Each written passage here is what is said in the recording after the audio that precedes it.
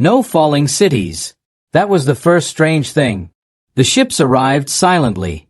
Huge shapes, dark like moving mountains, covering the clouds. Every screen on Earth turned black at the same time.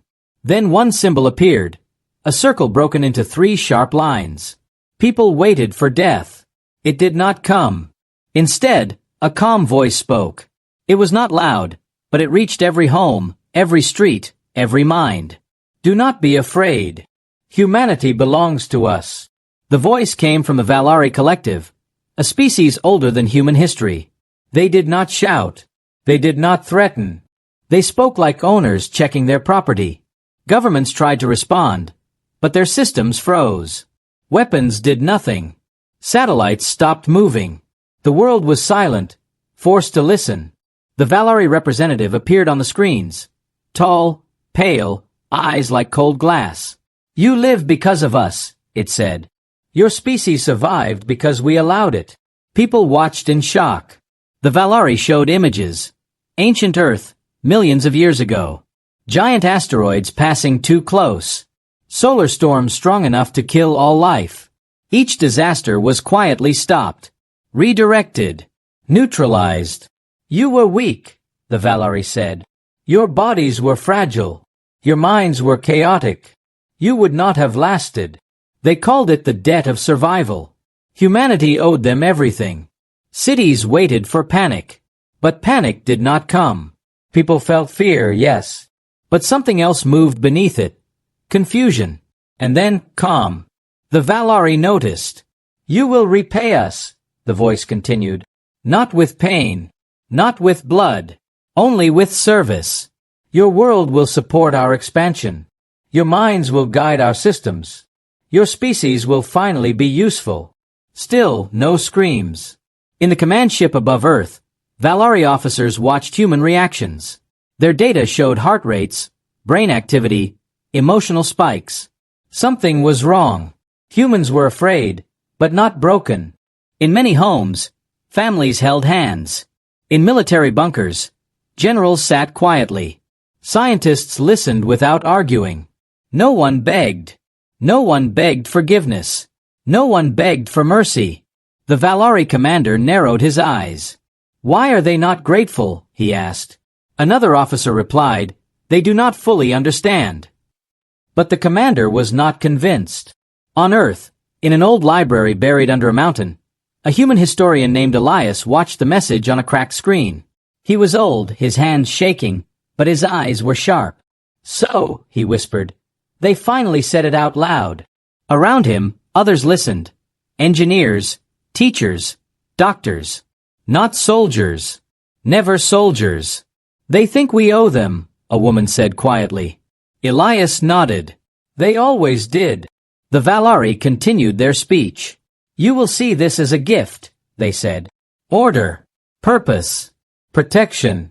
The universe is cruel. We made it safe for you. Protection. The word echoed across the planet. Long ago, humans had dreamed of meeting aliens. They imagined invasion, or friendship, or war. They never imagined ownership.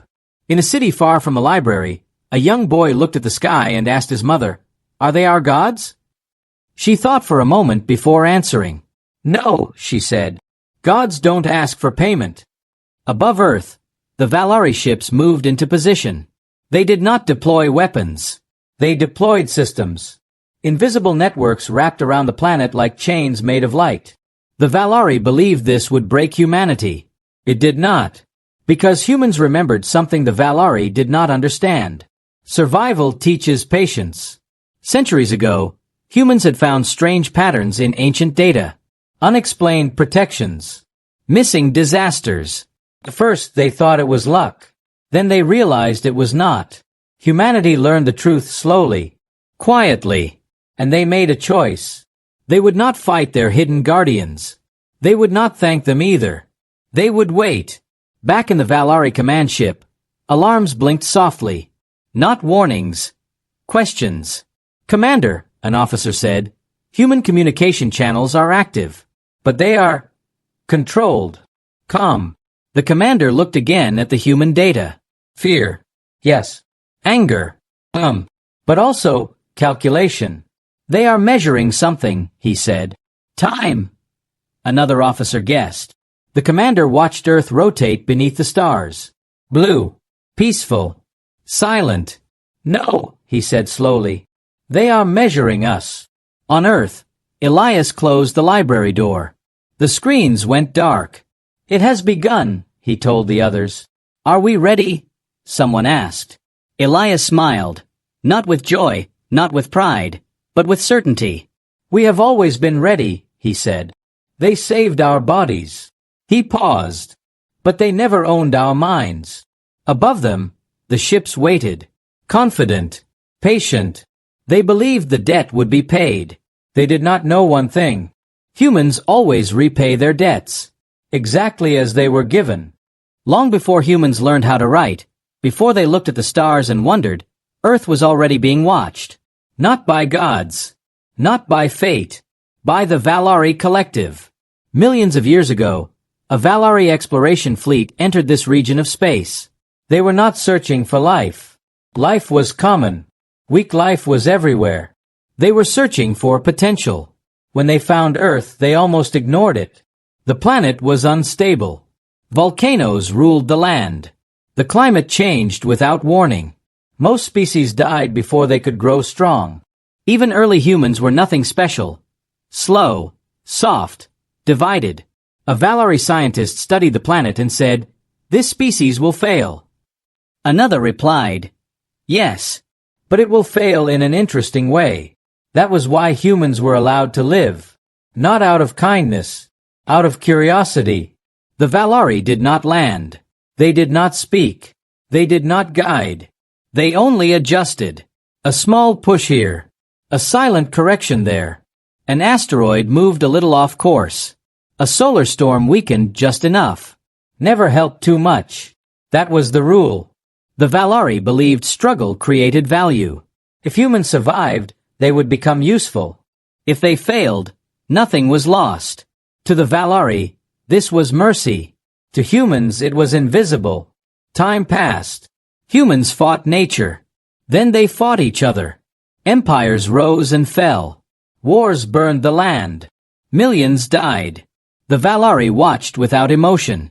Pain was part of growth. When humans discovered fire, the Valari observed. When they learned farming, the Valari recorded. When they split the atom, the Valari became interested. This species adapts quickly, one observer noted. Yes, another replied. But they remain emotional, unstable, easy to guide. That was when the Valari made their decision. Humanity would be protected, not uplifted. They would never share knowledge, never give tools. Humans would believe every victory was their own. Every survival would feel earned. Gratitude would come later. On the Valari homeworld, this was considered generous. You saved them, a young Valari asked a teacher once. Why not rule them earlier? The teacher answered, because saved creatures obey more willingly than conquered ones. Centuries passed, then thousands of years. Human science advanced faster than expected. Too fast. Some Valari grew uneasy. They are questioning reality, one analyst warned. They see patterns. Let them, a commander said. They will never see us. But humans did see patterns. Not clearly. Not all at once. But enough. Unexplained survivals. Near-extinction events that ended too cleanly. Statistical impossibilities. A few humans noticed. Then more. Humanity did not panic. They argued. They doubted. They tested. Slowly, painfully, they accepted the idea that they had never been alone. And still they waited. Because humans had learned another rule through history. Power reveals itself when it is challenged. So they did not challenge. They grew quietly. Back in the present, aboard the Valari command ship, the commander reviewed old records. The images of early Earth played again. We saved them, he said. They should understand. An officer hesitated. Commander, humans value freedom more than survival. The commander dismissed the concern. All species do, he said, until survival is threatened. On Earth, the Valari system settled deeper. Power grids adjusted. Communication routes filtered. Nothing was taken. Everything was managed. The Valari wanted humans to feel safe. Safe creatures do not rebel. In the underground library, Elias spoke to the group. They believe they made us, he said. They believe that gives them ownership. And they're wrong, someone asked. Elias looked around the room. They shaped our past, he said. But they did not shape our choices. A young engineer frowned. They could destroy us. Yes, Elias agreed. But they won't. Why not? Because they need to be right, Elias said. They need us to accept the debt. That night, across Earth, Valari observers noticed something strange. Human networks were quiet. No riots. No global protests. No desperate messages to space. Instead, humans talked to each other. Shared old files. Opened forgotten archives. Compared notes. They were not planning a war. They were remembering. In the Valari fleet, an officer spoke softly.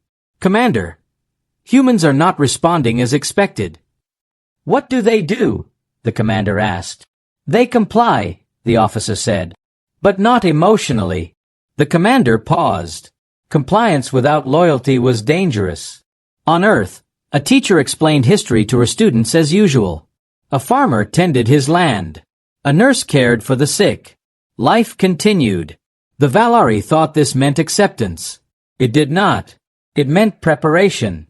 High above, the Valari ships held position. Ancient. Powerful. Certain. They believed humanity existed because of them. They believed that meant humanity belonged to them. They did not yet understand the difference between saving a life and owning a soul. And humans were about to teach them. The Valari believed humans were slow to understand. That belief became their greatest mistake. Long before the ships appeared in Earth's sky, humans had already asked the most dangerous question of all. What if we were never alone? At first, it was only numbers. Scientists noticed patterns that did not fit chance.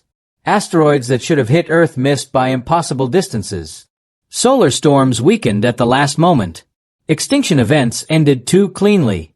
Individually, each event meant nothing. Together, they formed a shape. Some called it luck. Some called it fate. A few called it interference. Those few were ignored. Humans had other problems then. Wars, hunger, power. The idea of hidden watchers felt like a distraction. So the question slept, waiting. It woke again with technology. As human systems grew smarter, they began to notice what humans could not. Old satellite data. Deep space scans. Signals without sources. Shadows in gravity. Still no proof. And humans did something strange. They did not announce it. They did not warn the world. They did not panic. They remembered their own history. Every time humanity met a stronger force too early, the result was destruction.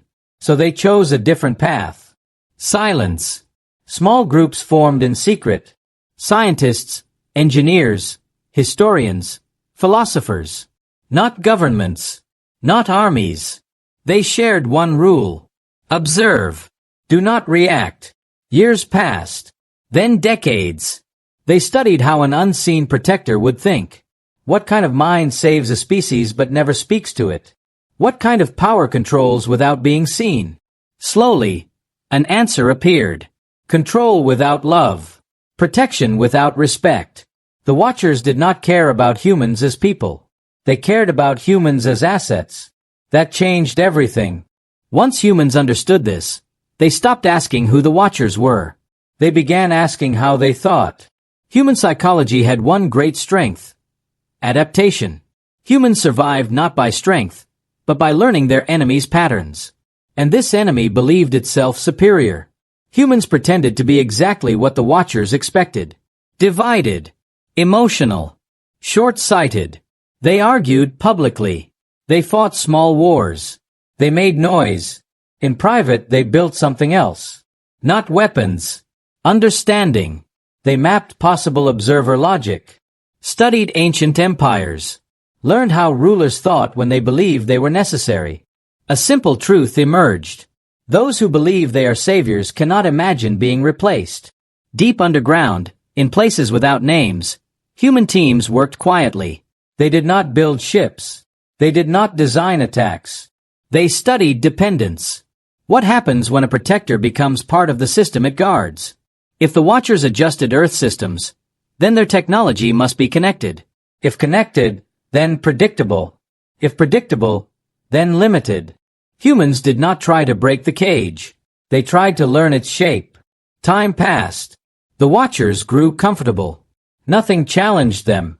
Humanity advanced, but not too fast. Always just enough. Always within expectations. The Valari watched and felt satisfied.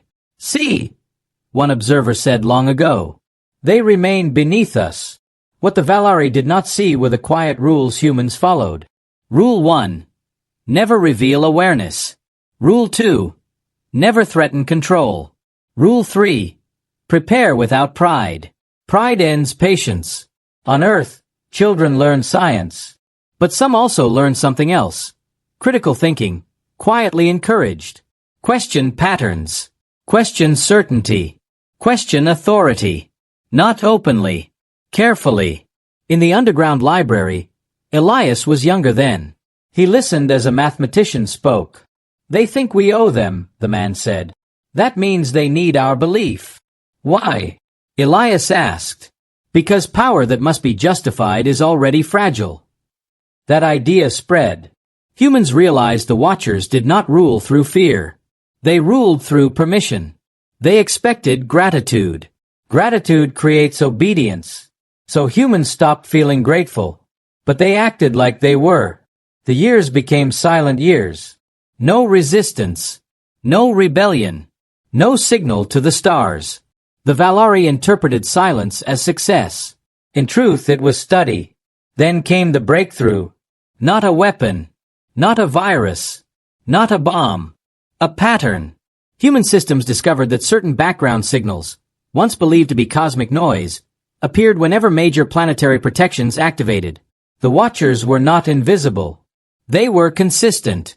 Consistency can be learned. Humans did not interfere. They recorded. They mapped. They waited for certainty. And certainty came. The protector systems responded to human neural patterns. The Valari had shaped their technology around the species they guarded, believing this made control easier. They never imagined it could work the other way. In the present, aboard the Valari command ship, an officer reviewed human data. "They are calm," he said. "Too calm." The commander dismissed it. "Fear wears many masks," he replied. "Calm is one of them." On Earth, Elias stood before a small group. "The Watchers think patience is obedience," he said. "They think silence is acceptance." He looked at the hidden screen behind him, filled with patterns and signals. "They are wrong." A young woman asked, "When do we act?" Elias answered, "When they believe the debt is due." Above Earth, the Valari ships waited, confident and still. They believed humanity had accepted its place. They did not know that during the silent years, humans had learned the most dangerous skill of all, how to let an enemy build their own weakness. And soon, humanity would speak, not with force, but with return. What was given would be given back. Nothing more. Nothing less. The day it happened did not feel special. There were no alarms on Earth. No warnings from the sky. The sun rose as it always did. Cities woke up. People went to work. Children went to school. That was exactly how humans wanted it. High above the planet, the Valari fleet drifted in perfect order. Their systems were active. Their control networks wrapped around Earth like an invisible web. Everything was stable. Too stable. On the command ship, the Valari commander reviewed the final phase of integration. "Human compliance is within expected limits," an officer reported. "Productivity is high. Emotional resistance is low." "Good," the commander said. "Begin deeper system bonding." The order was routine. And that was the moment. Deep beneath Earth's surface, in places the Valari never noticed, a quiet signal moved through human networks. It was not fast. It did not force entry. It waited to be recognized. The signal was simple, clean, familiar. It matched the pattern the Valari systems already trusted. Human neural rhythm. One human mind was enough to start it. Then another joined. Then millions. No buttons were pressed. No commands were shouted. Humans did not attack anything. They simply responded. The Valari systems accepted the signal as valid input. At first, nothing happened. Then small things began to change. A Valari ship adjusted its position slightly, without being told. Another slowed its internal processes, prioritizing efficiency over control. "Commander," an officer said, confused, "some systems are optimizing themselves." "That is normal," the commander replied. "Human integration improves performance." But the changes continued. Navigation programs delayed aggressive maneuvers. Defense grids lowered alert thresholds. Communication filters opened. Not because humans ordered them to. Because the systems remembered what they were built for. To protect humans. Across the fleet, Valari control began to feel heavy. Commands took longer. Responses felt slower. The commander frowned. "Run diagnostics." "They are clean," an officer replied. "No intrusion. No corruption." On Earth, Elias sat quietly. Around him, others focused, not speaking, not celebrating. This was not victory. This was return. Long ago, the Valari had shaped their technology around human survival patterns. They believed this would bind humans to them. They were right, just not in the way they expected. The signal carried no aggression, no override. It carried priority. Human well-being ranked above Valari command. One by one, Valari systems chose safety over dominance. A ship's weapon grid powered down to standby mode. A planetary control node limited its authority. An AI refused a command that increased human stress indicators. "Commander," an officer whispered, "the systems are declining orders." "That is impossible," the commander said. "Not declining," the officer corrected. "Re-evaluating." The commander felt something unfamiliar. Uncertainty. He addressed the fleet directly.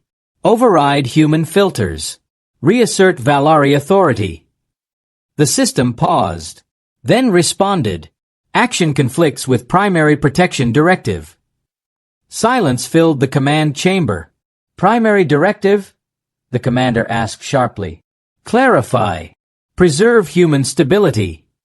The commander's voice hardened. "We are the Valari Collective. We are the authority." "Authority recognized," the system replied. "Priority unchanged." Around Earth, the invisible web loosened. Not breaking, releasing. Power grids returned full control to human operators. Communication systems unlocked without resistance. Valari observers found their access limited, not by force, but by logic. Humans did not take control. The system gave it back. On Earth, no one cheered. No one knew exactly what had happened. They only felt something lift, a pressure they had never known was there. In the sky, Valari ships held position, suddenly unsure. "Commander," an officer said quietly, "our fleet cannot operate fully without human presence." The commander stared at the planet. "You said they owed us," he said slowly. The officer swallowed. "Our systems believe we owe them." On Earth, Elias stood. "It's done," someone said. Elias shook his head. "No. This is only the receipt." The Valari opened a channel to Earth. For the first time, the voice was not calm. "What have you done?" the commander demanded. Elias spoke for humanity. "We returned what was given," he said simply. "Protection. Nothing more." "You are endangering us," the Valari replied. "No," Elias said. "We are freeing you from us." The channel closed. Above Earth, the Valari fleet remained, powerful, ancient, and suddenly dependent. They had saved humanity long ago. Now humanity had saved itself. And in doing so, it had taught the Valari a lesson no empire ever learns willingly. A debt paid is control lost. The universe watched, and it understood that something had changed forever.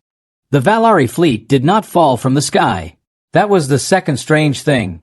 Their ship still floated above Earth, massive and armed, older than most stars humans had ever named.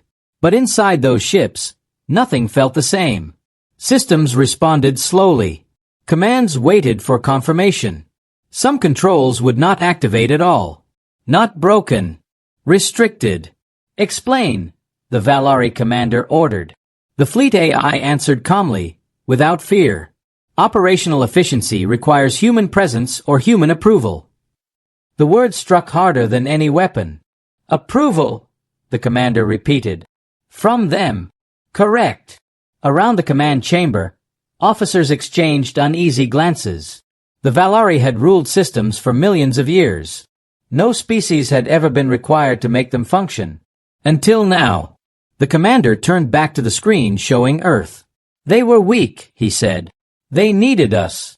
The AI replied, they no longer do.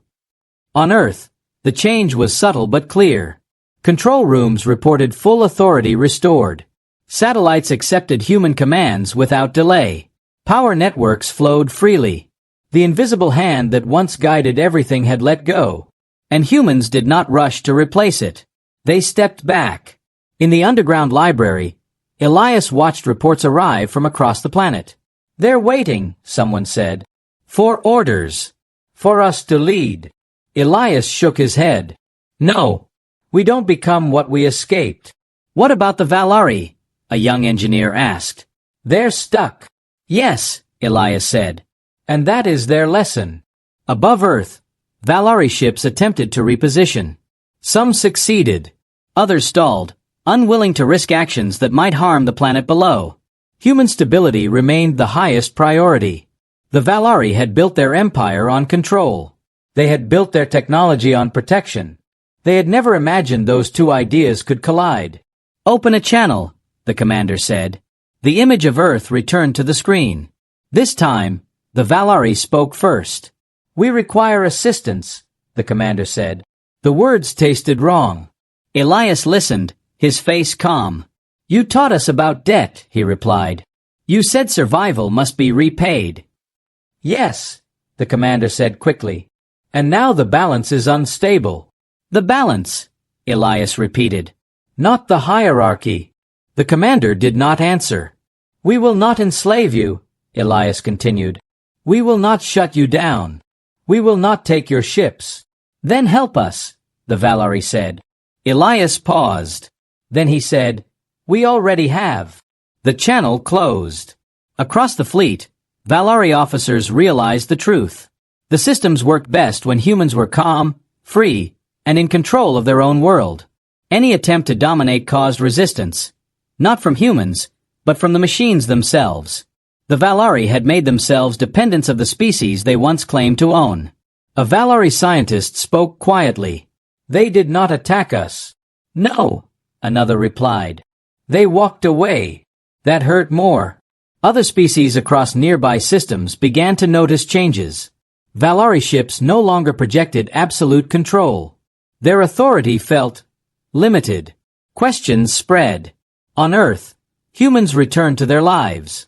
Farms grew food. Cities repaired roads. Children learned history, including a new chapter. Not about victory, about restraint. Elias addressed the council one final time. We are not masters, he said. We are not servants.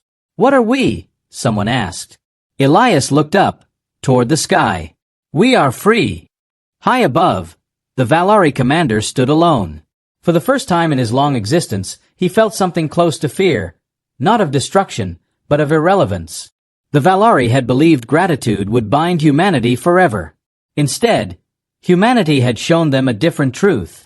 Control given can be taken back. Power claimed can be refused. The masters had become dependents, and the universe was watching to see what humans would do next. The universe waited. Other species watched Earth from far systems. They expected revenge. They expected conquest. They expected humans to rise and claim power the way all strong species did. But nothing like that happened. The Valari fleet remained near Earth, limited and careful. Their ships still worked, but only when their actions caused no harm to humans. Every movement, every decision passed through that silent rule. Human safety first. On Earth, Leaders met. Not in one place. Not under one flag. Humans had learned long ago that a single throne always becomes a target. Elias spoke to them through a secure link. The Valari are afraid, someone said. We could force them to obey. Yes, Elias replied. And then we would become them. Silence followed. Another voice asked, what if they attack later? They can't, Elias said. Not without losing everything. Above Earth, the Valari commander faced his council. Many demanded action. They humiliated us, one officer said. We must regain control. With what? Another asked. Our systems will not allow it. The truth was clear. The Valari were not defeated by weapons. They were defeated by design. The commander opened a channel to Earth once more. We do not understand you, he said. Elias answered calmly. You don't need to. Why spare us? The commander asked. Why not rule us as we ruled you? Elias thought for a moment. Because we know what it costs, he said. He showed them human history. Not triumphs but mistakes. Empires that claimed to bring order. Leaders who said control was kindness. Each ended the same way. Ruin. We learned, Elias said, that mercy is not weakness. It is choice. The Valari had no answer. Humanity made its decision. All hidden protections were removed. The systems that once guided Earth from the shadows were shut down or returned fully to human control. No chains remained, for either side. The message was clear. No ownership. No debt. No silent guardians. When the last connection faded, the Valari felt something they had never felt before. Exposure. They were just another species now. Across space, the reaction was immediate. Other civilizations changed their tone when speaking about humans. Old plans were rewritten. Quiet warnings spread. Humans were not conquerors. They were not subjects. They were unpredictable. On Earth, children asked about the aliens. Are they our enemies? One asked. No, a teacher replied. They were our teachers. What did they teach us? The teacher smiled sadly. What not to become. High above, the Valari fleet slowly pulled back. Not chased. Not forced. Allowed. The commander looked at Earth one last time. You could have owned us, he said softly. Elias answered, ownership ends growth. The channel closed. Humanity returned fully to itself. No hidden hands. No cosmic shields. Just choice, risk, and responsibility. For the first time in history, Earth stood alone. And it stood tall. The universe understood something new. Humans did not seek control. They sought balance. And that made them far more dangerous than any empire. Time passed. Not days. Not months. Years. The Valari fleet never returned to Earth. They moved through the galaxy quietly now, careful in ways they had never been before. Other species noticed. Questions spread faster than ships ever could. What happened near Earth? The Valari did not answer. They did not need to. The change was visible. Their commands no longer carried absolute weight. Their words were chosen with care. The confidence of ownership was gone. Across the stars, other civilizations adjusted their behavior toward humans. Some stayed distant. Some approached slowly. None tried to rule. Because every species had heard the same thing, in different forms. Humans were once protected. Humans were once claimed. And humans refused. Earth did not build an empire. That confused everyone. No fleets left the solar system with flags and weapons. No worlds were demanded. No tribute was taken. Instead, humans sent a message. Not a threat. Not a warning. A statement. It traveled slowly, open and clear, meant for any who would listen. We accept help freely given. We reject help that demands ownership. We repay every debt exactly as it is offered. Simple words. Strong words. On Earth, humanity changed as well. Without hidden protection, mistakes returned. Storms caused damage. Space remained dangerous. The universe did not bend around human survival anymore. And humans accepted that. They rebuilt. They adapted. They remembered. Elias grew old. Older than before. One evening, he stood beneath the open sky, watching the stars without fear or expectation. A young student stood beside him. "Did we win?" the student asked. Elias smiled softly. "No," he said. "We chose." "What did we choose?" Elias looked up. "To stand on our own." Far away, on a Valari world, the former commander watched recordings of Earth. He no longer spoke of humans as assets. He spoke of them as equals. "They were saved," a young Valari said. "Why did they not serve?" The commander answered slowly. "Because survival does not create ownership," he said. "Only respect creates peace." The lesson spread. Species that once dreamed of silent control abandoned those plans. Those who believed gratitude could be forced learned otherwise. Because the universe had seen something rare. A species that was helped and did not kneel. Earth became known by many names. The free world. The unowned planet. The quiet warning. But humans preferred none of them. They remained simply human. And across the galaxy, whenever a powerful species looked at a weaker one and thought of control, they remembered Earth. They remembered the species that did not fight its savior, did not thank its savior, but calmly returned the gift, and in doing so, changed the rules forever. Because humanity had taught the universe one final truth. Help is not a chain. Mercy is not weakness. And no